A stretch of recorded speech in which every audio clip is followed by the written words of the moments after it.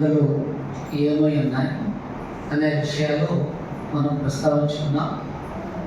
నిందలు ఏమై ఉన్నాయి అనే దాని మీద, దేవుని మీద, క్రీస్తు మీద ఏ విధమైన నిందలు ఉన్నాయో జస్ట్ మనం అలా పరిచయం చేసుకుని విడిచిపెట్టాం.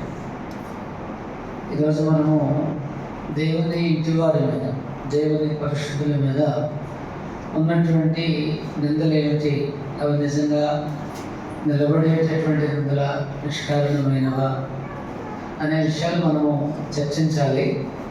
అయితే సోదరులు డేవిడ్ గారు, సోదరి మాధుర్య యొక్క వివాహోపదినమని నిర్ణయం జరిగింది. 9 సంవత్సరాల దాంపత్య జీవితం కొనసాగింది. 10వ సంవత్సరంలోనికి నేటి దినాన మరి వారి గృహస్థ జీవితం ప్రవేశించినట్లు సోదరులు తెలియజేశారు.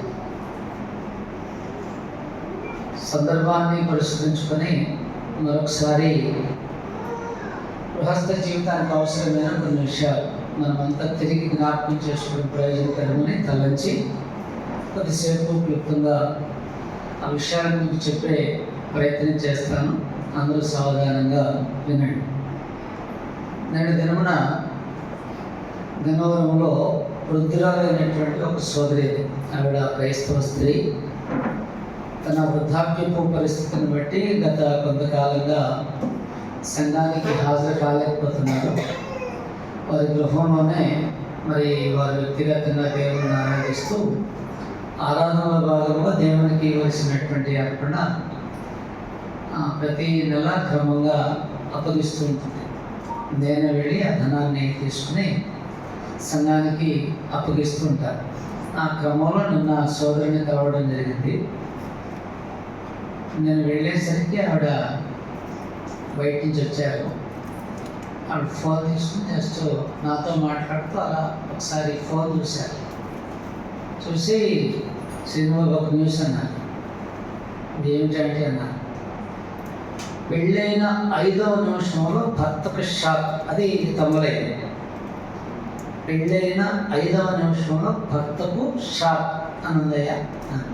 సరే, మ్యాటర్ ఏంటనేది మాకు టైం లేదు, ఆవిడ చూసినా చెప్పలేదు, నేను అంత ఆసక్తిని కనపరచలేదు. సరే, టైటిల్ అయితే ఆవిడ చెప్తే నేను విన్నాను. పెళ్ళైన 5వ నిమిషంలోనే భర్తకు షాక్. ఇటువంటి సందర్భాలు అనేకం మనము వింటూ ఉన్నాం, చూస్తున్నాం.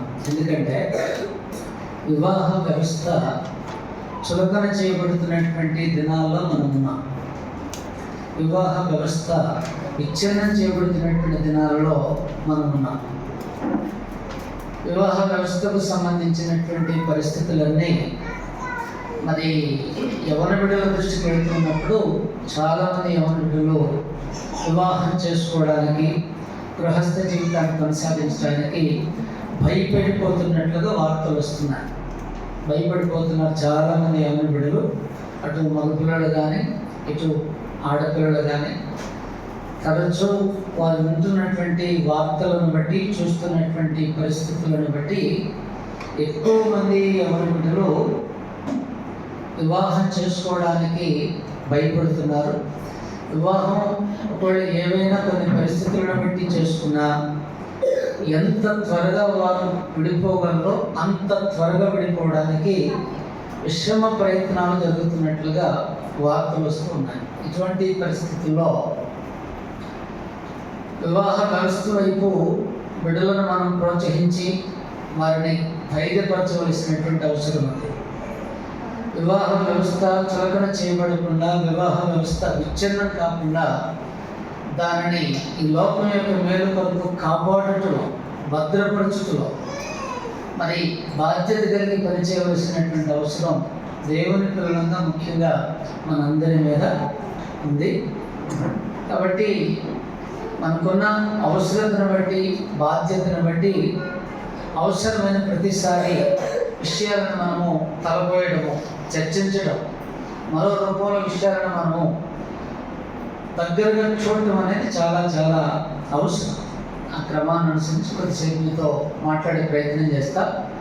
రేపు డిసెంబర్ 4వ తారీఖున చిలుకలూరుపేటకు దగ్గరలో తిమ్మాపురం అనే ఊరు ఉంది.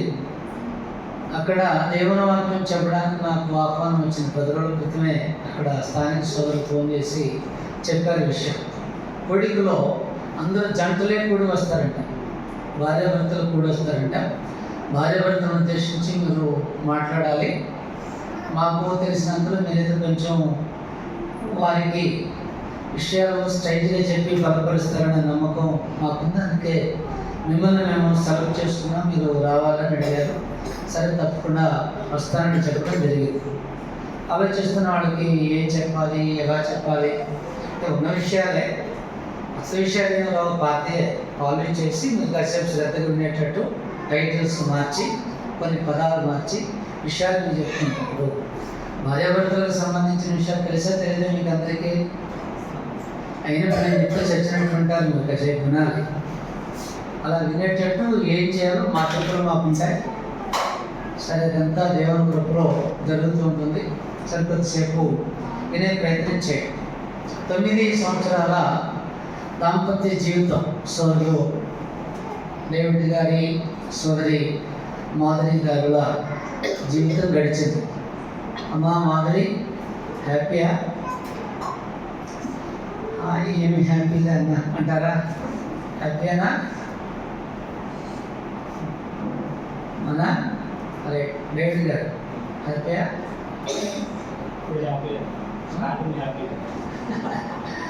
స్టార్టింగ్లో కొన్ని ఒడిదుడుకులు ఎదుర్కొన్నాను కానీ ఇప్పుడైతే హ్యాపీ, ఫుల్లా ఎలాగ ఉంటుందంటారా? మొన్న పెళ్లి కూతురు వెళ్ళాలంటే స్టేజ్ మీద చెప్పిన విషయాలన్నీ ఆవిడ నాకు బాగా చెప్పారు అంకులంటే ఏడు ఎలాగుంటారన్న చచ్చిపోయిందా కింద. సరే కళ్ళు మొదలు పడుకుంటే చూస్తాను, ఒక 4 సంవత్సరాలకో కబుర్లు తెలుస్తాయిలే, సరే కంగారు పడుకో, ఇప్పుడు అలాగుంటుందని చెప్పి వచ్చాను. రైట్ అంటే కంపల్సరీ అని సోదరులు అన్నారు. అంటే ఆ దిశగా బలమైన కోరికలు మనం పెంచుకోవడం, ఆ దిశగా ఎప్పుడు అడుగులు వేయడం, మానక ప్రయత్నాలు జరగడం అనేది చాలా చాలా అవసరం. వివాహం అంటే ఒక రోజుకు సంబంధించింది కాదు, ఒక వారానికి సంబంధించింది కాదు, ఏదో ఒక మాసానికి సంబంధించింది కాదు, లేదా కొన్ని సంవత్సరాలకు సంబంధించింది కాదు, అది జీవితకాలానికి సంబంధించింది. దంపతులు కోరుకున్నట్టు, అలాగే దంపతుల యొక్క పేరెంట్స్ కోరుకున్నట్టు, సమాజం కోరుకున్నట్టు, ప్రత్యేకించి దేవుడు కోరుకున్నట్టు మరి గృహస్థ జీవితం ఆనందదాయకంగా, గౌరవప్రదంగా, అభివృద్ధి పదంలో కొనసాగాలి అని అంటే దంపతులిద్దరూ చాలా వర్క్ చేయాలి, చాలా హార్డ్ వర్క్ చేయాలి. దానికి సంబంధించినటువంటి సూత్రాలు తెలుసుకోవాలి. స్టడీ లేదు వివాహ వ్యవస్థకు సంబంధించి. చాలామందికి ఏదైనా ఒక జాబులో జాయిన్ అవ్వాలంటే దాదాపు 20 సంవత్సరాలు 25 సంవత్సరాలు మరి స్టడీ చేస్తున్నట్టుగా మనం చూస్తున్నాం. జీవితకాలానికి సంబంధించినటువంటి ఉద్యోగం, ఒక పురుషుడు భర్తగా ఉండటం, జీవితకాలానికి సంబంధించినటువంటి ఉద్యోగం ఒక స్త్రీ భార్యగా ఉండటం, దాని మీద ఎంతమంది సరి అయినటువంటి విద్యను అభ్యసించి వివాహ వ్యవస్థలను ప్రవేశిస్తున్నారు అంటే లేదు. భర్త అంటే ఏంటి, ఆ పాత్ర యొక్క రూపచిత్రం ఏంటి, ఆ పాత్రను పోషించడానికి సంబంధించి పురుషునికి కావలసినటువంటి లక్షణాలు ఏంటి, వీటి మీద స్టడీ లేదు, ఇంటర్వ్యూలు లేవు, ఏమీ లేవు. మేసాలు గడ్డాలు వస్తే చాలు మగాడు, 20 ఏళ్ళు దాటితే చాలు వివాహ వయసు వచ్చింది, ఏదో పని చేస్తే చాలు, చేయకపోయినా పర్లేదు మేమే చూసుకుంటాం మొత్తం అనేటటువంటి వాడు కూడా తయారైపోయారు. విజయదో ఫ్యామిలీలో చిన్న ప్రాబ్లం వస్తే పిలిస్తే వెళ్ళాను, అత్తమామలు వాడితే ఉందని మేము ఉన్నాం కట్టారు, వాడితే ఉందని మేము ఉన్నాగా, మేము చూసుకుంటాంగా అని వాళ్ళు మాట్లాడుతున్నారు. అంటే కొన్నిసార్లు అతను ఏమి చేయకపోయినా పర్వాలేదు, ఏదో ఒక దాన్ని ఆధారం చేసుకుని వివాహ వ్యవస్థలోనికి ఎవరి బిడ్డలను ప్రవేశపెట్టేటటువంటి పరిస్థితులు కూడా ఉన్నాయి. ఇటువంటి పరిస్థితుల్లో అయిందని అయిపోయింది. ఇప్పటి నుంచి అయినా అటు తల్లిదండ్రులు, ఇటు యవ్వన బిడ్డలు వివాహ వ్యవస్థకు సంబంధించినటువంటి కనీసం విద్యను అభ్యసించాలి. ఈ విద్య లేకపోవడం వలన వేరేవి మనస్సులన్నా నిండిపోయాయి. సంస్కృతికి సంబంధించి, సంప్రదాయానికి సంబంధించి ఇంకా తప్పుడు విధానాలు బోలెడన్ని పేరుకుపోయాయి మనుషుల యొక్క మనస్సులో. ఒక రోజున ఒక పెద్ద ఆయన వాళ్ళ కూతురు అల్లుడుకు సంబంధించి వాళ్ళు ఎలా ఉంటారో వేరే ఆయన చెప్తున్నాడు. ఏమని చెప్తున్నాడు? ఏమండి, మా అల్లుడు గారు ఉదయం లేచి మా అమ్మాయికి టీ పెట్టించి లేపుతాడండి అని చెప్తున్నాడు. అప్పుడు అవతలాయన అంటాడు, ఓకేండి, దాని అదృష్టం వాడి కర్మ అన్నాడు. ఏంటి? టీ పెట్టించడం పురుషుని యొక్క కర్మ, భర్త పెట్టించిన టీ త్రాగటం స్త్రీ యొక్క అదృష్టం. ఏంటి? భార్యకు టీ పెట్టిస్తే కర్మే కొంతమంది దృష్టిలో. అంటే ఎక్కడి నుంచి వచ్చింది ఆ ఆలోచన? అంటే పురుషుడు అంటే ఇలా ఉండాలి, స్త్రీ అంటే ఇలా ఉండాలి. మా నాన్నగారు అంటూ ఉంటాడు అప్పుడు, మా తాతగారి యొక్క ఫిలాసఫీ అంటది. ఏంటా ఫిలాసఫీ? కుదిరితే వీలైతే రోజుకు ఒకసారైనా భార్యను పట్టాలంట. ఏమాత్రం ఛాన్స్ ఉన్నా రోజుకు ఒకసారైనా పట్టాలంట భార్యని.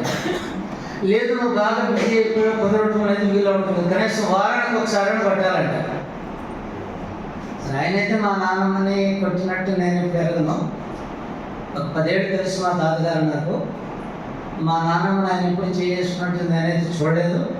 వాళ్ళ పిల్లలు ఎవరు కూడా మా నాన్న మా అమ్మని ఇట్లా ఇబ్బంది పెట్టేవాడు. ఎక్కువ మంది నాకు చెప్పింది ఏంటంటే మా తాతగారికి రాకపోతూ మా నాన్నమ్మని మందు తీసుకురావడానికి పంపించేవాడని మాత్రం చెప్పేవాడు ఎక్కువ మంది. అంతేగాని ఈయన ఎప్పుడు ఆవిడ ఇబ్బంది పెట్టినట్లేదు. సరే ఆయనకు వర్తింపు అవ్వకుండా ఇతరులకు వర్తింపు చేయడానికి బహుశా ఆయన ఫిలాసఫీ చెప్పడేమో. కానీ ఫిలాసఫీ ఏంటంటే కుదిరితే రోజులో ఒక్కసారైనా పట్టాలి, కుదరకపోతే వారానికి ఒక్కసారైనా పట్టాలి. ఇటువంటి ఆలోచనలు, ఇటువంటి ప్రతిపాదనలు, వాటిని ఫాలో అయ్యేటటువంటి వాళ్ళు లోకంలో చాలామంది ఉన్నారు. ఎందుకు ఇటువంటి పరిస్థితులు ఉన్నాయంటే వివాహానికి సంబంధించినటువంటి విద్య ఈ లోకంలో ఎక్కువ మందికి లేకపోవడము, స్త్రీ పురుషుల యొక్క పాత్రలు సరిగా అర్థం చేసుకోలేకపోవడం, వాటిని సరిగా పోషించలేకపోవడం వలన ఈరోజు పరిస్థితులు ఎలా దాపురించాయంటే, చెప్పాను ఇంతకుముందు, వివాహం అంటే పెద్ద గౌరవప్రదమైనటువంటి భావాలు లేవు.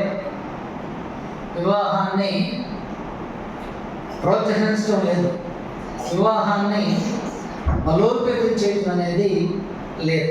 ఇటువంటి పరిస్థితులు మరి అధిగమించాలి అని అంటే గృహస్థ జీవితానికి సంబంధించినటువంటి విద్య ప్రతి ఒక్కరూ అభ్యసించవలసినటువంటి అవసరం ఉంది. దానికి సంబంధించి చాలా ఉంది. అన్ని కొద్ది సమయంలో మనం మాట్లాడుకోలే. భవిష్యత్తులో మనము పరిస్థితులను బట్టి చదువుతుందాం. ఈరోజు కొన్ని విషయాలు మీ దృష్టికి తీసుకుని వస్తాను. డేవిడ్ గారి యొక్క దాంపత్య జీవితమైనా, మాట్లాడే మా దాంపత్య జీవితమైనా, ఇక్కడ ఉన్నటువంటి మీలో ఎవరైతే గృహస్థ జీవితాన్ని ప్రారంభించారో మీరందరి యొక్క దాంపత్య జీవితాలు బాగుండాలి అని అంటే ఎరిగి అనుసరించవలసినటువంటి కొన్ని నిర్దిష్టమైనటువంటి సూత్రాలు ఉన్నాయి. అవి లేకపోతే వివాహానికి అర్థం లేదు. ఏదో పేరుకి అలాగూ గృహస్థ జీవితాన్ని గడుపుతారు తప్ప గృహస్థ జీవితంలో దేవుడు ఏమి ఉద్దేశించాడో దాన్నంతటినీ మనుషులు అనుభవించలేరు. వివాహం అనేది ఎవరి బిడ్డలకు ఎలా కనిపిస్తుందంటే ఒక టార్చర్గా కనిపిస్తుంది. కొంతమంది అలాగే చేస్తున్నారు. వివాహం అని అంటే కొంతమంది దోపిడీగా చేసేసారు. కానీ వివాహం అంటే ఒక దోపిడీ. వివాహం అంటే ఇంకేదో చాలా మనకు కనబడుతున్నాయి. ఈ దుర్భరమైనటువంటి పరిస్థితులు అధిగమించాలి అని అంటే గృహస్థ జీవితంలోనికి ప్రవేశించిన వారు బైబిల్ సంబంధమైనటువంటి విద్యను తెలుసుకోవాలి.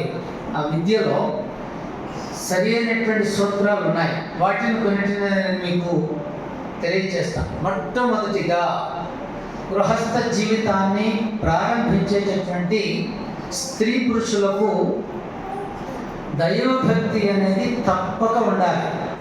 ఆ దాంపత్య జీవితం ఆనందదాయకంగా, గౌరవప్రదంగా, బలీయమైనదిగా, విజయవంతమైనదిగా, అనేకులకు మరి మాదిరికరమైనదిగా ఆ గృహస్థ జీవితం ఉండాలి అని అంటే పురుషునికి స్త్రీకి ఇరువురికి కూడా దైవభక్తి అనేది తప్పక ఉండాలి. దైవభక్తి లేకుండా ఎవరైతే గృహస్థ జీవితంలో ప్రవేశిస్తారో కొనసాగుతారు, కానీ ఆ వివాహము సంతోషాన్ని అనుభవించలేదు. ఆ వివాహము సరి అయినటువంటి భద్రతను అనుసరించలేదు. ఆ వివాహము సరి అయినటువంటి గౌరవాన్ని పొందలేదు. ఏదో కేరుకలాగు కొనసాగుతూ ఉంటుంది. వివాహం అంటే ఆనందము, వివాహం అంటే సహకారము, వివాహం అంటే అభివృద్ధి. ఇలా వివాహానికి సంబంధించి బోలెడన్ని ఉన్నాయి. వివాహం అంటే ప్రోత్సాహం. కాబట్టి దేవుడు మానవ జాతి మధ్యలో ఏమి కాంక్షించి ఆ కార్యక్రమాన్ని ఆలోచించి నిర్ణయించి ప్రవేశపెట్టి కొనసాగిస్తున్నారో దానికి భిన్నంగా తయారవుతుంది గృహస్థ జీవితం. ఎప్పుడు దేవుడంటే భయభక్తులైనటువంటి వ్యక్తులు ఆ జీవితాన్ని ప్రారంభించినప్పుడు. పెళ్లి చేసుకున్న వాడికి ఖచ్చితంగా ఉండవలసినటువంటి క్వాలిఫికేషన్ ఏంటంటే మొట్టమొదటిది దైవభక్తి, దేవుని ఎరగడము, దేవుని యందు భక్తి కలిగి ఉండడము. వివాహ వ్యవస్థ దేవుడే సంకల్పించారని, దేవుడే నిర్ణయించారని అర్థమవుతుందా? ఆ దేవునితో జీవితాన్ని ముడిపెట్టి ఈ గృహస్థ జీవితాన్ని కొనసాగించాలి అనేటటువంటి ఆ జ్ఞానం ఉండటం అనేది పెళ్లికి సరి అయినటువంటి అర్హత. అసలు దాన్ని పట్టించుకుంటున్నారు మనుషులు. ఎంబీఏ చదివిందండి అమ్మాయి, సాఫ్ట్వేర్ అండి, సాఫ్ట్వేరే, ఓకే నో ప్రాబ్లం.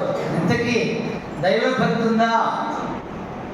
గృహస్థ జీవితంలో స్త్రీ తన ధర్మాలను సమర్థవంతంగా ప్రయోజనకరంగా నిర్వర్తించాలి అని అంటే దైవభక్తి అనేది చాలా అవసరం. మనము గుణవతి అయిన భార్యను గురించి చదువుతాం కదా, సామెతల గ్రంథం 31వ అధ్యాయం 10 నుండి 4 వరకు ఉన్నటువంటి భాగాన్ని మనం చదివితే, గుణవతి అయినటువంటి భార్యకు దైవభక్తి ఉన్నట్టు చెప్పబడింది. 30వ వచనాన్ని మనం చదివితే, సామెతల గ్రంథం 31వ అధ్యాయం వచనం 30, అందము మోసకరము, సౌందర్యము వ్యర్థము, యెహోవా యందు భయభక్తులు కలిగిన స్త్రీ కొనియాడబడును. చేసిన పనిని బట్టి అట్టి దానికి ప్రతిఫలమియ్యదు. గౌనుల యొద్ద ఆమె పనులు ఆమెను కొనియాడును అన్నాడు. గుణవతి అయినటువంటి స్త్రీగా, గౌరవప్రదమైనటువంటి స్త్రీగా, కుటుంబం యొక్క అభివృద్ధిలో తన పాత్రను సమర్థవంతంగా పోషించినటువంటి స్త్రీగా ఒక స్త్రీ వర్ధిల్లాలి అని అంటే తనకు దైవభక్తి ఉన్నప్పుడు మాత్రమే సాధ్యము అని ఈ లేఖనం మనకు తెలియజేస్తుంది. అంటే ఇప్పుడు దైవభక్తి లేని వాళ్ళు కాపురాలు చేయడం లేదండి, దైవభక్తి లేని వాళ్ళు అభివృద్ధిని సాధించలేదా అండి అని మీరు అనొచ్చు. ఉంటాయి, దేవుడు కోరుకున్న రూపంలో అవి ఉండవు.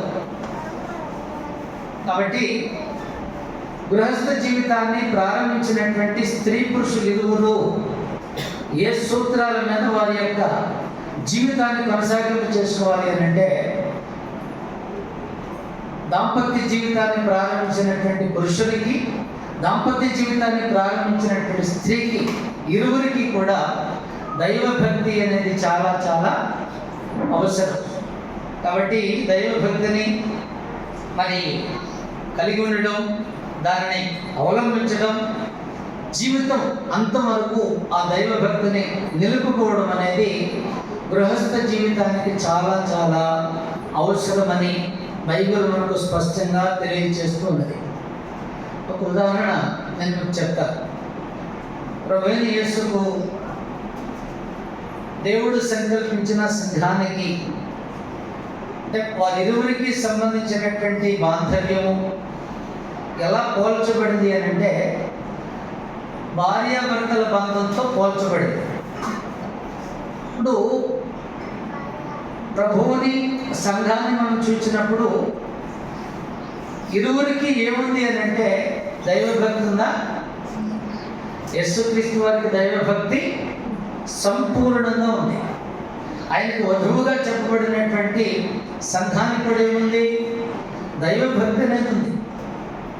వారి బాంధవ్యం అలా కొనసాగుతుంది.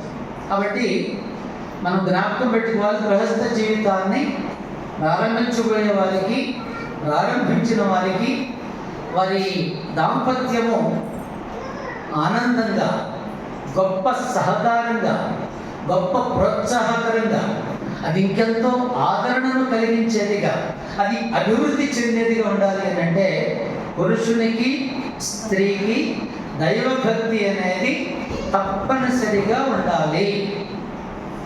అప్పుడు వారి బంధము సమాధానంతోనూ సంతృప్తితోనూ కొనసాగడానికి ఎక్కువ అవకాశాలు ఉన్నాయి. ఇప్పుడు మనందరి సమక్షంలో దాచకుండా సోదరులు డేవిడ్ గారు ఒక విషయాన్ని చెప్పారు. ఏదైనా 9 సంవత్సరాల దాంపత్యం బాగుంటారంటే ఆయన ఏం చెప్పారు? ప్రారంభంలో పెద్దగా బాగోలేదు అన్నారు, ప్రస్తుతం అయితే చాలా బాగుందన్నారు. ప్రారంభంలో బాగోకపోవడానికి, ఇప్పుడు బాగుండటానికి ఏమిటి రీజన్స్ అని మనం వారిని అడిగాం అనుకోండి. అడిగేటప్పుడు ఏమైంది చెప్పండి, ఒకటి మాట నేనుగా చెప్పాలంటే ఏం లేదు. అప్పుడు దైవభక్తి నామమాత్రంగా ఉందన్నగారు. అంటే సంఘ కార్యక్రమాలకు సంబంధించి కానీ, ఏదైనా దేవుని సేవకు సంబంధించి కానీ నేను కొంచెం అంటి ముట్టినట్టుగా ఉన్నాను. కాలక్రమంలో జరిగినటువంటి కొన్ని సంభవాలను బట్టి నేను నా జీవితాన్ని మార్చుకోవడానికి విశ్రమ ప్రయత్నాలు చేస్తున్నాను. ఇప్పుడు నా కండిషన్ ఏంటంటే దేవుని మీద, క్రీస్తు మీద నా ప్రేమ కాస్త ముందంజలో ఉన్నది. సంఘ కార్యక్రమాలకు సంబంధించి బాధ్యత పెరుగుతున్నది. ప్రభు పని పట్ల నాకు ఎఫెక్షన్ ఏర్పడుతుంది అనేది అంటే గతంలో చెప్పాడు నాతో ఒకసారి, ఎందుకే చెప్తున్నామని. అంటే కండిషన్ బాగుంది. అంటే దైవభక్తి ఉండవలసినటువంటి పాడల్లో అది మెల్లమెల్లగా ఎదుగుతున్నది కనుక ఇప్పుడు బాగుంది అనేది నేనైతే నమ్ముతున్నా. మీరేమన్నా చెప్పండి, నేను చెప్పింది కరెక్ట్ రీజన్ అయినా రైట్. ఓ ముఖ్యమైన రీజన్, ఇంకా కొన్ని ఉండొచ్చు, ఇది ఉన్నమాట నిజం, ఇదే మొదటిది అనేది కూడా నిజం, అవునా? రైట్. మిగతా ఏమంటే ఈ తర్వాత మనం మాట్లాడుకుందాం. ఓకే, మాధురి చెప్పమ్మా, మీ స్టేట్మెంట్ కూడా ఏదైనా స్టార్టింగ్లో పెద్దగా బాగాలేదు అన్నగారు, ఇప్పుడు బాగుంది, అవునా? మీ రీజన్ ఏంటి? స్టార్టింగ్లో ఎందుకు బాగాలేదు, ఇప్పుడు ఎందుకు బాగుంది చెప్పండి, పర్లేదు. నేను ఆయనకు సంబంధించి చెప్పిందనా? నాకైతే అప్పుడు ఇప్పుడు ఒకేలా ఉంది అన్నగారు అన్నారా? నవ్వులు అర్థమయ్యేనా? లేదు, ఇంగ్లీష్ చదువుతాడు, మీకు మాత్రం అప్పుడు ఏం తెలుసు, పెద్దగా ఏం తెలియదు కదా. ఇటువంటి మత సంబంధమైనటువంటిది ఏదో కొద్దిగా గొప్ప ఉంటున్నాము. కానీ క్రీస్తు సంఘానికి వచ్చి ఇక్కడికి వచ్చిన తర్వాత కదా మీరు చదువుకుంది, అప్పుడు మీకు పెద్దగా తెలియకపోవచ్చు. బట్ మీ వంతు కూడా ఉంటుంది, కాబట్టి అంగీకరించండి. ఇప్పుడైతే మంచి కండిషన్ ఉన్నారు. ఇప్పుడు ఎలా ఉండాలని కోరుకుందాం, ప్రార్థన చేద్దాం, వారిని ఆ దిశగా ప్రోత్సహిద్దాం. ఏది ఏమైనా దైవభక్తి వృద్ధి చెందడం బాగుంది జీవితం. ఇది వారికి కాదు, మాకు అదే వర్తిస్తుంది, ఇంకెవరికైనా అదే వర్తిస్తుంది. కాబట్టి దాంపత్య జీవితంలో అడుగుడుతున్నటువంటి స్త్రీ పురుషులకు దైవభక్తి అనేది చాలా చాలా అవసరము. దాన్ని మొదట జ్ఞాపకం పెట్టుకోవాలి. రెండవ విషయం ఏమిటని మనం ఆలోచన చేస్తే, బైబిల్లో చెప్తోంది దైవికమైనటువంటి సూత్రాలను అనుసరించడంలో గృహస్థ జీవితం ఎప్పుడు కూడా బాగుంటుంది. చాలా విషయాలు చెప్పింది బైబిల్లో. మనము ఏ లేఖన భాగం చదివాం మూలవాక్యంగా? పేతురు రాసిన మొదటి పత్రిక 3వ అధ్యాయం 1 నుంచి 7 వరకు చదివాం. అంటే ఆ భాగంలో గృహస్థ జీవితంలో ఉన్నటువంటి క్రైస్తవ స్త్రీ ఎటువంటి నడవడిక కలిగి ఉండాలో మొదటి 6 వచనాల్లో చెప్పాడు. 7వ వచనానికి వచ్చేసరికి భర్త కూడా విషయాన్ని చెప్పాడా లేదా? భర్త కూడా విషయాన్ని చెప్పాడు. ఇలా బైబిల్లో అనేకమైనటువంటి లేఖన భాగాల్లో భార్య భర్తలు ఒకరి పట్ల ఒకరి కొరకు ఒకరు అనుసరించవలసినటువంటి దైవికమైనటువంటి సూత్రాలను బైబిల్ తెలియజేస్తుంది. ఆ సూత్రాలను అనుసరించడంలోనే జీవితాలు బాగుంటాయి. ఎందుకంటే దేవుడు సర్వజ్ఞుడు, దేవుడు సమస్తమును ఎరిగినవాడు, ప్రత్యేకించి మానవ జాతిని నిర్మించినవాడు. మనిషి యొక్క మనస్సును, మనిషి యొక్క మనస్సాక్షిని, మనిషి యొక్క హృదయాన్ని, ప్రత్యేకించి మనిషి యొక్క శరీరాన్ని, సమస్తాన్ని నిర్మించింది ఎవరు? దేవుడు. కాబట్టి ఒక మనిషి తన సాటి మనిషితో జీవితాన్ని కొనసాగిస్తూ బంధాన్ని నిలుపుకోవాలి అని అంటే అతనికి ఏది బాగా పనికి వస్తుందో దేవునికే బాగా తెలుసు. అందుకే చెప్పాడు, భర్త ఎడల భార్య ఇలా ఉండాలి, భార్య ఎడల భర్త ఇలా ఉండాలని సర్వజ్ఞుడైన దేవుడు తెలియజేశాడు. అవి బాగుగా పనికొస్తాయి. దాని వెన్న ఇంకేసినప్పుడు మనం తీసుకున్న ఆ కుటుంబ వ్యవస్థ రోజు రోజుకి దిగజారిపోతుంది. కాబట్టి దాంపత్య జీవితం శుభప్రదమైనదిగా, సుఖవంతమైనదిగా, గౌరవప్రదమైనది ఉండాలి అని అంటే దేవుడు ఏర్పరిచినటువంటి దైవికమైనటువంటి సూత్రాలను అనుసరించాలి. స్త్రీకి ఏం చెప్పాడు? భర్తకు లోబడి ఉండు అని చెప్పాడు. పురుషునికి ఏం చెప్పాడు? భార్యను ప్రేమించు. ప్రత్యేకించి పేతురు చెప్పినటువంటి సమాచారంలో భార్యను గౌరవించు అని చెప్పాడు. ఇవి దేవుని యొక్క ఆజ్ఞలు, మార్గదర్శక సూత్రాలు. వీటిని మించి ఇంకేవి లేవు, రావు కూడా. వీటికి వేరుగా మనుషులు ఏవో నమ్ముతున్నారు, ఫాలో అవుతున్నారు, కానీ అవి పెద్దగా మనుషులకు మేలు చేయడం లేదు. కాబట్టి దైవికమైనటువంటి సూత్రాలను దంపతులు ఇరువురు అనుసరించవలసినటువంటి అవసరం ఎంతైనా ఉంది. భార్య ఏం చేయాలి? భర్తకు లోబడాలి అన్నాడు. భార్య భర్తకు లోబడేటట్లు భార్య వైపు నుంచి తన పని తాను చేస్తూ ఉండగా భర్త తన వైపు నుంచి తాను పనిచేయాలి. అంటే భర్త యొక్క ఆలోచనలకు, భర్త యొక్క నిర్ణయాలకు, భర్త యొక్క కార్యములకు భార్య సంపూర్ణంగా లోపడాలి అని అంటే భర్త ఆలోచనలు ఎలా ఉండాలి, భర్త నిర్ణయాలు ఎలా ఉండాలి, భర్త యొక్క వ్యక్తిత్వం ఎలా ఉండాలి. భార్య హృదయపూర్వకంగా సంపూర్ణమైనటువంటి సమర్పణతో భర్తకు లోబడి విధేయతను చూపాలి. అలా చూపాలి అని అంటే భర్త చాలా ముఖ్యం.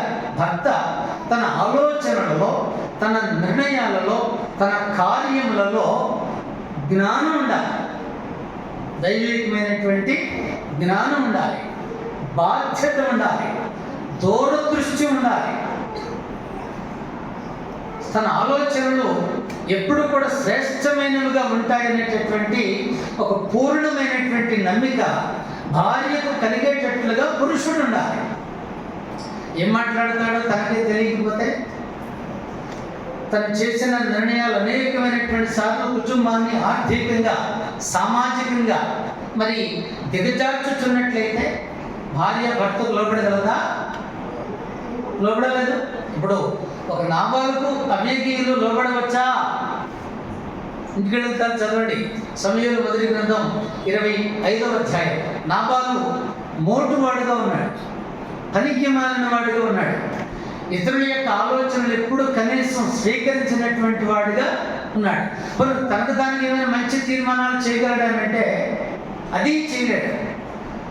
తనకు తాను మంచి చేయలేడు, ఒకరు చెప్పింది స్వీకరించలేడు. అటువంటి పనికి మాలిన, అటువంటి మోటు మనిషికి సుబుద్ధి కలిగినటువంటి భార్య లోబడటం సమంజసంగా ఉంటుందా? లోబడగలదా? కాబట్టి భర్త చాలా వర్క్ చేయాలి. భార్య తనకు ప్రేమపూర్వకంగా, హృదయపూర్వకంగా, సంపూర్ణమైనటువంటి సమర్పణతో లోబడేటట్లు భర్త తన వ్యక్తిత్వాన్ని నిర్మించుకోవాలి, తన గుణాన్ని నిర్మించుకోవాలి, తన జీవితాన్ని భార్య ఎదుట అలా ప్రదర్శించాలి. మరి భార్య ముందు లౌడ్ స్పీకర్ ఓపెన్ చేసి ఫోన్లో మాట్లాడలేవు నువ్వు, ఇంకెలా లోబడితే? ఫోన్ వస్తే వాష్రూమ్లోకి ఆ ఇంటి పక్క వెళ్ళటం సన్నాసి. నీకు లోబడాలి భార్య. రహస్య భార్య దగ్గర కొంతమందిని చూస్తే చాలా ఇబ్బంది అనిపిస్తుంది. కూతురు చేస్తే కొన్నిసార్లు ఏమనలేండి సన్నాసి అంటాం, అదే పెద్దవి అంటాం. దాని నుంచి మేము ఎక్కువ తెచ్చకూడదుగా, తెచ్చకూడదు. నేను సేవకులు ఎవరు తెచ్చకూడదు, సేవకులు అసలు తెచ్చకూడదు. లౌడ్ స్పీకర్ ఆన్ చేసి భార్య ముందు మాట్లాడలేదు అని అంటే భార్య ఏం గౌరవిస్తుంది? ఇప్పుడు మనం పక్కెళ్ళామంటే లేని పని అనుమానాలేనా? అప్పుల విషయం మాట్లాడుతున్నావా, లేదంటే ఇంకేదైనా మాట్లాడకూడని విషయం మాట్లాడుతున్నావా ఏమో తెలియదు. ఈ రహస్యాల వల్ల బోలెడన్ని సమస్యలు కుటుంబాలు. ఏది ఏమైనా ఒక భర్త దైవికమైనటువంటి సూత్రాలను అనుసరించేటట్లు భార్య తన జీవితాన్ని కట్టాలి అంటే భర్త చాలా హోంవర్క్ చేయాలి. కాబట్టి ఆలోచన చేయాలి. వరకున లోబడు 6 అడుగులు ఎత్తున్నాడు కాబట్టి, బాగా లావున్నాడు కాబట్టి, కొడితే ఒక దెబ్బకే చచ్చిపోద్ది కాబట్టి బెదిరిస్తున్నారు కొంతమంది. పర్సనాలిటీ చూపించి వికృతమైనటువంటి చేష్టలు చేసి బ్లాక్మెయిల్ చేసి భార్యను బెదిరించి లోపరుచుకోవడం చేతగానితనం. ప్రేమతో లోబడాలి, సమర్పణతో లోబడాలి. అది కదా దేవుడు కోరుకునేది. ఇప్పుడు సంఘం క్రీస్తుకు లోబడింది. ఏం చూసి? ఆయన చేతిలో కట్టుకొని చూశారు.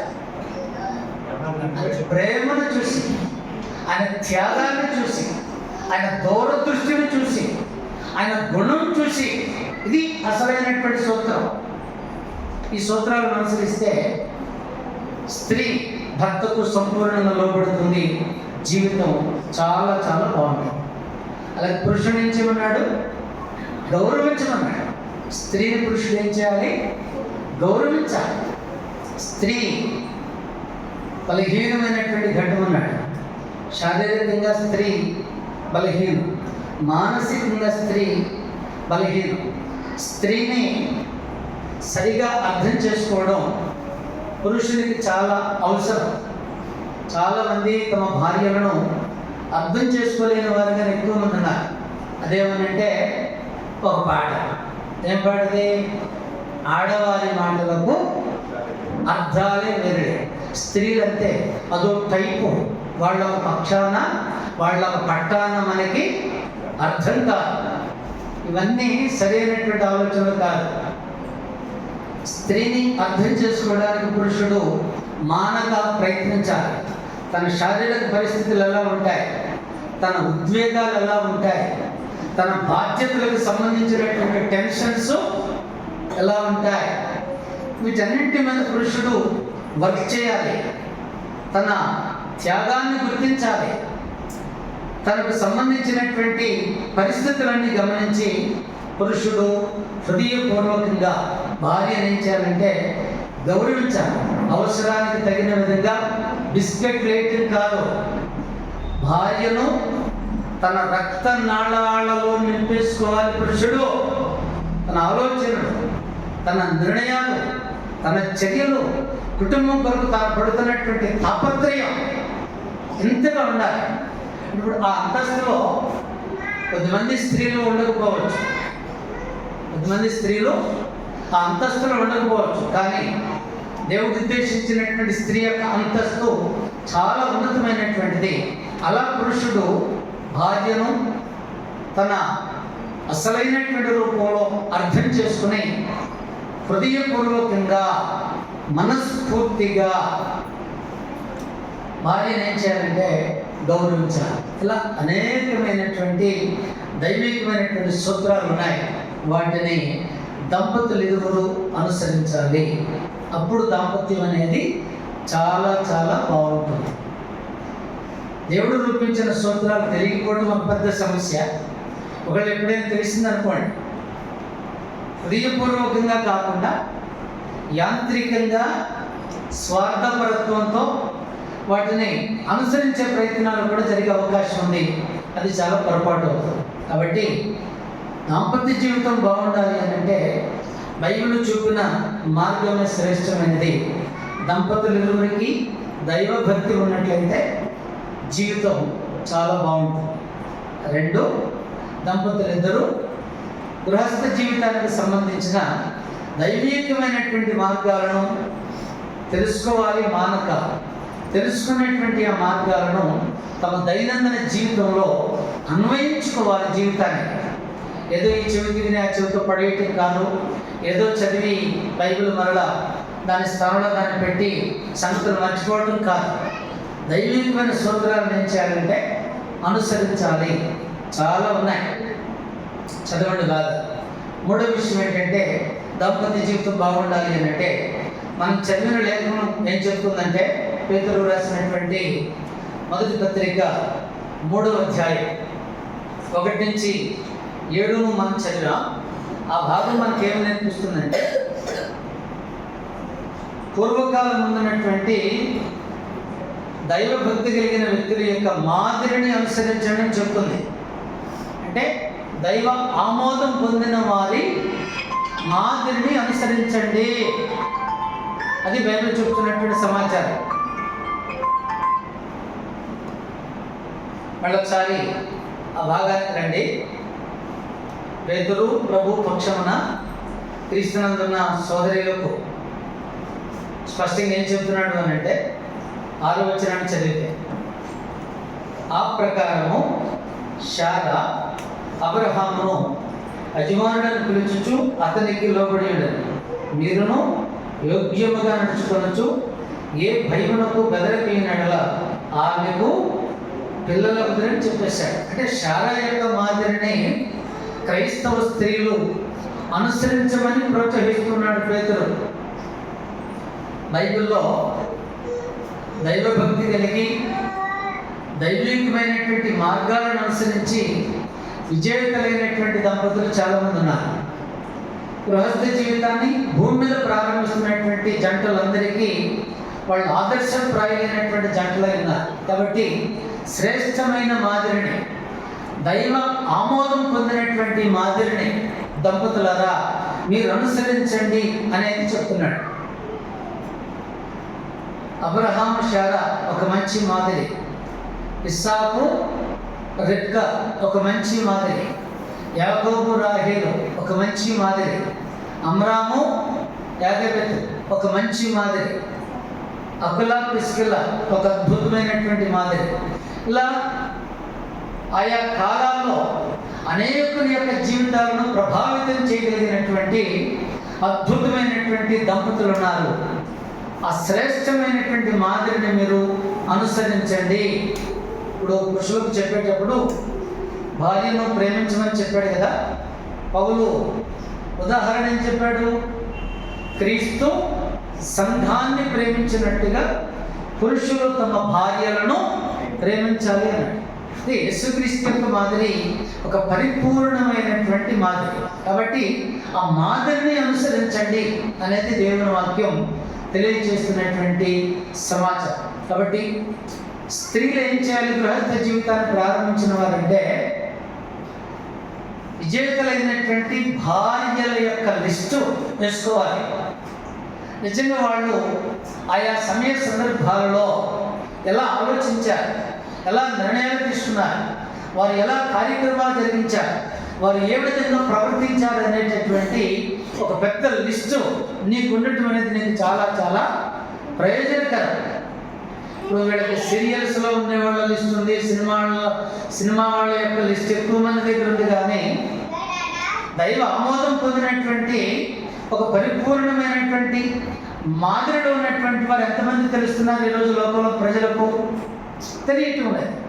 కాబట్టి సరే, ఎవరి పరిస్థితి ఎలా ఉన్నా క్రైస్తవ జీవితాన్ని ప్రారంభించినటువంటి మీ దగ్గరైనా దేవుడు ఏ మాదిరినైతే అనుసరించమని కోరాడో ఆ స్త్రీల యొక్క, ఆ భార్యల యొక్క జాబితా మీ దగ్గర ఉన్నట్టు మీకు చాలా ప్రయోజనకరంగా ఉంటుంది. అలాగే పురుషులకు కూడా మరి విజేతలైనటువంటి భర్తలు చాలామంది బైబిల్లో ఉన్నారు. ఒక అబ్రహాం విజేతమైనటువంటి భర్తన, దైవభక్తి కలిగినటువంటి నాయకుడికి ఎలా ఉండాలో అబ్రహాం చాలా విషయాలు నేర్పించాడు. ప్రేమ కలిగినటువంటి భర్తగా ఎలా ఉండాలో అబ్రహాం చాలా విషయాలు నేర్పించాడు. ఇట్లా పురుషులు కూడా మరి దైవ ఆమోదం పొంది ఒక మంచి మాదిరిగా ఉన్నటువంటి పురుషుల యొక్క జాబితాను మీరు కూడా కలిగి ఉండటం, వాటిని అధ్యయనం చేయటం, వాటిని జీవితంలో అనుసరించడం చేయగలిగితే జీవితం చాలా చాలా బాగుంటుంది. గుర్తుపెట్టుకోండి.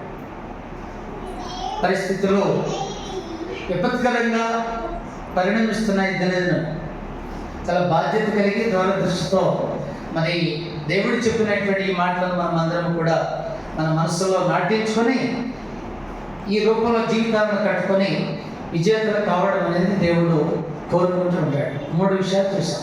చెప్పండి. విజయవంతమైన ఆనందదాయకమైన దాంపత్యాన్ని కొనసాగించాలని మనమందరం కోరుకుంటాం. అది మనం సాధించాలని ఏం చేయాలి చెప్పండి. మొదటి విషయం, భార్యాభర్తలు ఇరువురికి దైవభక్తి అనేది తప్పక ఉండాలి.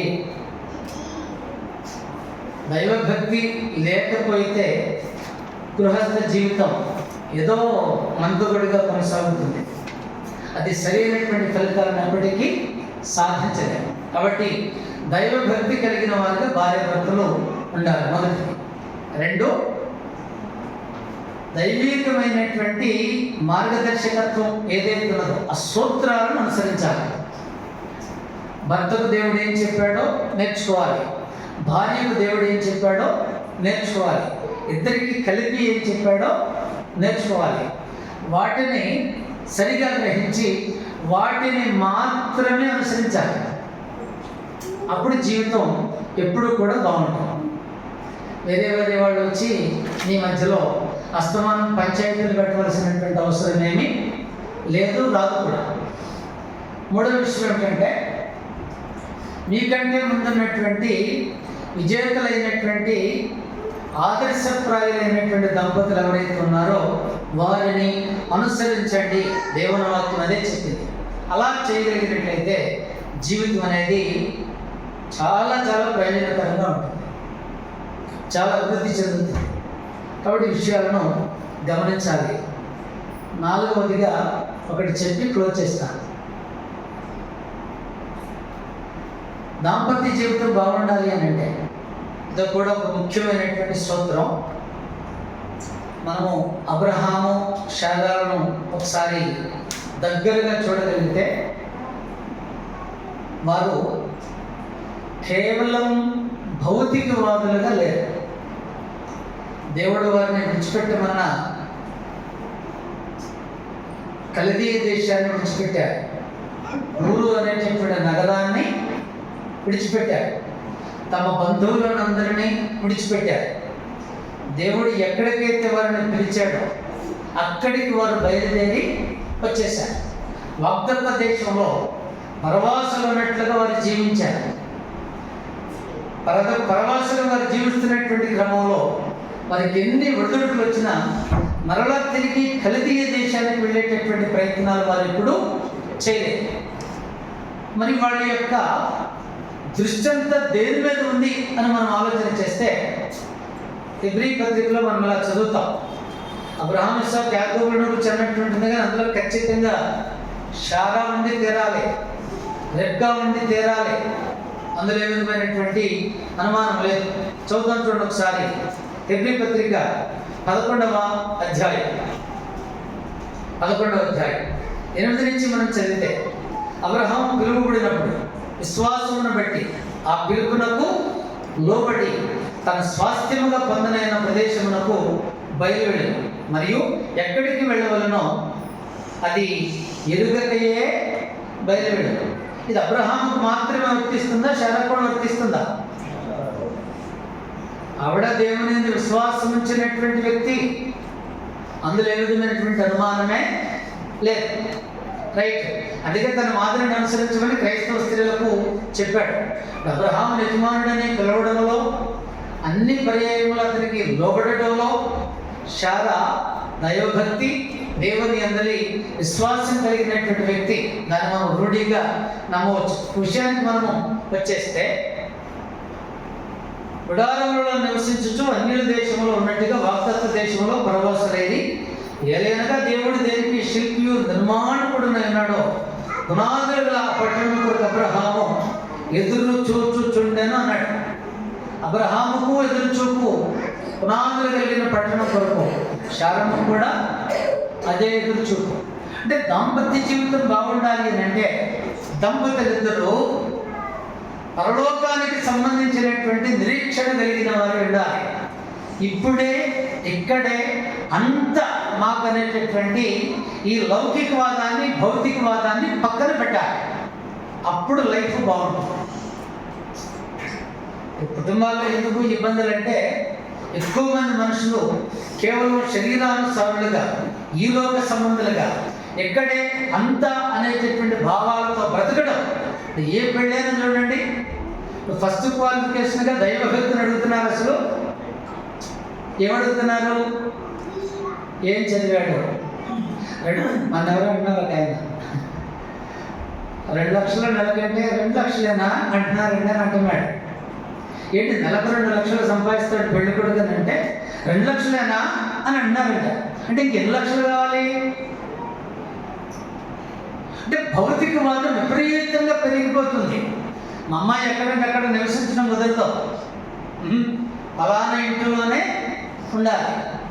ఇటువంటి భౌతికమైనటువంటి వాదాలను వెళ్ళిపోతున్నారు మనుషులు. అందుకే గృహస్థ జీవితం స్వార్థపరత్వంతో నిండిపోతుంది. ప్రతిరోజు వివాహ వ్యవస్థ దోపిడీ ఎందుకైంది? భౌతికవాదం లేకపోతే దోపిడీ అవ్వదు కదా. అవునా? లక్షల లక్షలు కోట్లు కోట్లు కట్నాలు అడుగుతున్నట్టు దాని అర్థం ఏంటి? చేసేది దోపిడీ, చేసేది బెగ్గింగ్. ఎక్కువ కట్నం తీసుకుంటే గొప్పంట. సిగ్గులేదు అసలు.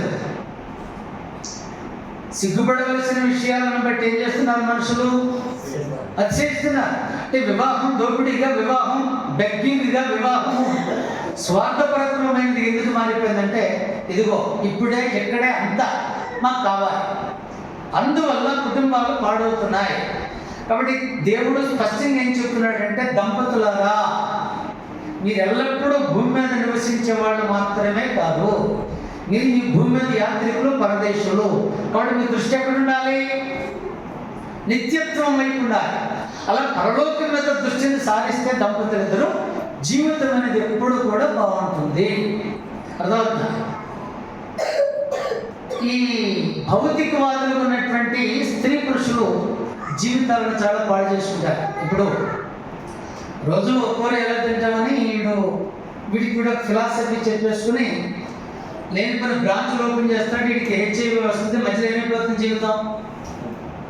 భౌతికవాదం అనే దానికి కారణం కొంతమంది పురుషులు వ్యభిచరించడం. మరి కొంతమంది పురుషులు ఏం చేస్తారు? విపరీతంగా తాగేస్తారు. తాగి తాగి మధ్యలో ఏమైపోతుంది? ఆరోగ్యం పాడైపోతుంది. అర్థమవుతుందా? పాడైపోతుంది. వాడు మధ్యలో ఆరోగ్యం పాలైపోతాడు. మరి స్త్రీ పరిస్థితి ఏంటి? నేను ఉప్పు కారం తింటలేదు, మరి వాడేం దేనికి పనికిరాట్లేదు, కాబట్టి నేనేం చేయాలి? నేను కూడా ఏదో చేయాలి అని ఇటు స్త్రీలు. ఇలా భౌతికవాదం వల్ల ఏం జరుగుతుందంటే, స్త్రీ పురుషులు ఇద్దరు జీవితాలను పాడు చేసుకుంటున్నారు. వాళ్ళని బట్టి పిల్లలు చాలా చాలా కష్టాలను అనుభవిస్తున్నటువంటి పరిస్థితులు మనం చూస్తున్నాం. వీటన్నిటిని అధిగమించాలంటే దంపతులు ఇద్దరికి ఏముండాలి చెప్పండి? నిత్యత్వం వైపు దృష్టి ఉండాలి. మేము భూమి మీద యాత్రికులం, పరదేశం, కొద్ది కాలం మాత్రమే మేము ఇక్కడ ఉంటాం. మరణం ముగింపు కాదు, మరణం తర్వాత అసలైనటువంటి జీవితము ఉంది. ఈ విషయాలను అనేది పరలోకపు నిరీక్షణ దంపతులిద్దరూ కలిగి ఉన్నట్లయితే జీవితం చాలా చాలా బాగుంటుంది. ఈ 4 విషయాలను అందరూ గమనించండి. డేవిడ్ గారు మాదిరి మాట్లాడిన నేను మా జంట విన్న మీరందరూ ఈ 4 విషయాలకు మనము కట్టుబడి ఉన్నట్లయితే జీవితాలు బాగుంటాయి. ఒకటి, ఇద్దరు దైవ భక్తిని కలిగి ఉండటం. 2, వివాహ వ్యవస్థకు సంబంధించిన దేవుని మార్గాలను అనుసరించడం. 3, ఒక పూర్ణమైనటువంటి మాదిరి మన ఎదుటున్నది, ఆ మాదిరిని అనుసరించడం. 4, పరలోకం వైపు ఆశతో ఎదురు చూచేటటువంటి అనుభవాన్ని దినదినము పెంచుకోవడం. ఇలా చేయగలిగితే గృహస్థ జీవితం చాలా బాగుంటుంది. యవనస్తులు అనేకులు మనము ఆ రూపంలో బ్రతుకుతున్నట్లయితే వివాహాన్ని ఇష్టపడతారు, వివాహం చేసుకోవడానికి ప్రోత్సహించబడతారు. నాకు భయం వేస్తుంది, నా కొడుకు ఇట్లా దండం పెడుతున్నాడు పెళ్ళంటే. మరి వాడు ఏమి విన్నాడో ఏం చూశాడో తెలియదు. మరి వాడు మారాలని ప్రార్థన చేయండి. వాస్తవానికి మమ్మల్ని చూస్తే వాడు పెళ్లి చేసుకోవడానికి ముందుకు రావాలి. మా జంటను చూస్తే నాకు తెలిసినంత వరకు వారు మా ఇద్దరిలో కాకుండా వాడు ఇంకెవరినో చూస్తున్నాడు. ఈరోజు వస్తున్నాడు వాడితో కలిసి జర్నీ అని కొద్దిగా ఈరోజు పర్టికులర్ వాడితో మాట్లాడతా. వాడు జోక్ చేస్తున్నాడా నిజంగానే అంటున్నాడా నాకు పెద్ద కన్ఫ్యూజన్ ఉంది. పెళ్లి మాట ఎత్తితే చాలు నాన్న నన్ను వదిలే నాన్న అంటున్నాడు. ఇటువంటి ఎవరి బిడ్డలు చాలామంది ఉన్నారు. మనం నిలబెడితే ఒక డేవిడ్, ఒక మాదిరి. మేము కొద్దిమంది ఎవరి బిడ్డలు పెళ్లికి ఇష్టపడేటట్లు వాళ్ళ ఎదుట మంచి జంటగా జీవిస్తాం అని ఒక తీర్మానం. అలాగే సతీష్ పాల్ గారు, అలాగే శ్రీబాబు గారు, అలాగే మరొకరు అజయ్. మీ ఊళ్ళో పెళ్లికి భయపడేవాళ్ళు ఉన్నారు ఎవరైనా? ఉన్నారా? ఉన్నారు. సరే, వాళ్ళు ధైర్యపరిచేటట్టు మీ జంట తయారవ్వండి. ఓకేనా? వాళ్ళు ప్రోత్సహించేటట్టు మీరు మంచి గృహస్థ జీవితాన్ని కట్టండి. అలా కట్టాలంటే మానకుండా సంఘానికి హాజరవ్వాలి. దైవ విభజనకు వృద్ధిపరచుకోండి. దైవిక మార్గాలు తెలుసుకుని అనుసరించండి. మంచి జంటల వైపు చూసి వాళ్ళు అడుగులు వేయండి. ప్రత్యేకించి నిత్యత్వం వైపు దృష్టిని సాధించండి. మీరు కొంతమందిని ధైర్యపరిచే అవకాశం ఉంది. Thank you. శ్రద్ధగా ఉన్నది.